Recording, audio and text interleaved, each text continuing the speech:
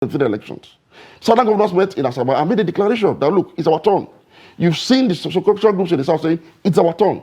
PDP, please respect zoning. Bring out the best among you from the South and support him with your structure in the North to see if you can win the elections. The PDP reneged. The PDP displayed the highest level of dishonor when it said it was picking the candidate. You seem to be so stuck on PDP's decision. It's my opinion. And maybe if you allow me land, the viewers will understand what I'm saying.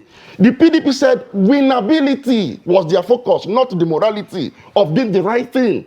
Most people didn't understand the implication of this. They stood by and allowed the PDP to have a free way. Now you have a Muslim candidate for the PDP with the prophet of a Christian Southerner as running mate. But the APC said, no, we will not do this. We are not PDP.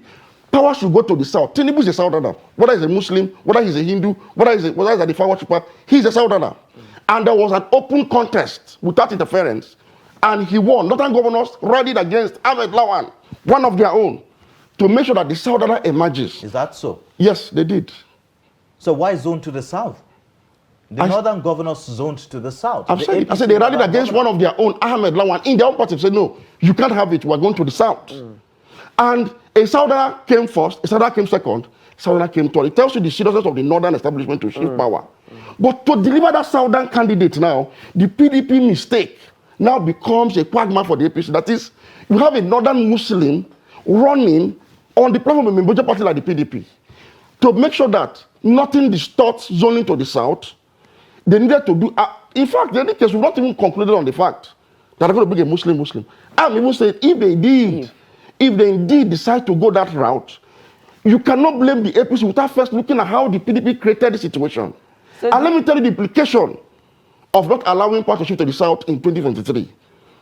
And a Southerner who is 10 years old today will have been 18 in the next 8 years of a Northern presidency.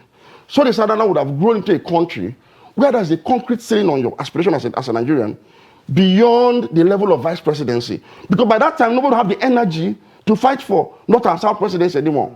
So I'm saying the APC proposition, if indeed they're going to run with the Northern vice president and the Southern, the Northern Muslim pairing with the Southern Muslim, still comes closest to fairness and equity than the prospect of having a Northerner rule Nigeria 8 years back to back, as being proposed by the PDP.